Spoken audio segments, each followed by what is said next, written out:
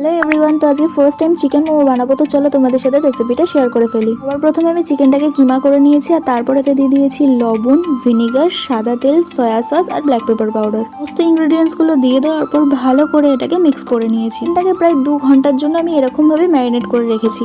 এখানেই আমাদের first step complete. তো চলো সেকেন্ড স্টেপে যাওয়া যাক। বাটিতে আমি জল নিয়ে নিয়েছি, তারপর এতে দিয়ে দিয়েছি নুন, চিনি আর সাদা তেল। তো জলটাকে একটু ফুটিয়ে নিয়েছি, দেন এর মধ্যে পরিমাণ মতন ময়দা নিয়ে নিয়েছি। কম জল দিয়ে ময়দা মাখলে আটার ডোটা বেশ সফট হয়। মাখা কমপ্লিট হলে ডোটাকে 1 ঘন্টার জন্য রেস্টে রেখে দেবো। চলো স্টেপ 3 এর কাজগুলো করে নেওয়া যাক। এদিকে আমি আদা, রসুন আর পেঁয়াজটাকে ভালো করে কুচি করে রেখেছি। স্টেপ 4 এ আমি কড়াইতে দিয়ে দিয়েছি সাদা তেল, পেঁয়াজ কুচি, আদা রসুন কুচি। পরেতে দিয়ে দিয়েছি কাঁচা লঙ্কা। কাঁচা লঙ্কাটা তোমরা তোমাদের পরিমাণ মতো দিও, কতটা ঝাল খাবে সেই অনুযায়ী। পরেতে দিয়ে দিয়েছি ম্যারিনেট করে রাখা চিকেনটাকে দিয়ে প্রায় 5 থেকে 10 মিনিট মতন এভাবেই ফ্রাই করে নিতে হবে, যাতে পুরটা আমাদের রেডি হয়ে যায়। ফ্রাইপে আমার ময়দার লেচিগুলোকে ছোট ছোট করে বেলে দিয়েছি আর আমি মোমোর শেপ গড়ে নিয়েছি। তোমাদের পছন্দ মতন মোমোর শেপ এখানে বানাতে পারো, আমি যেটা পারি সেটাই তোমাদের সাথে শেয়ার করলাম। একে একে আমি আর মা মিলে সমস্ত মোমোগুলো তৈরি করে নিয়েছি। এটা আমি বানিয়েছি আর এই ডিজাইনটা মা বানিয়েছে। 10 থেকে 15 মিনিটের জন্য আমরা এই মোমোগুলোকে স্টিম করতে দেবো। এই রেসিপিটা ফলো করে অবশ্যই মোমো বানিয়ে দেখো, আশা করি তোমাদের ভালো লাগবে। আজকের ভিডিওটা এটুকুটাই, তো চলো টাটা।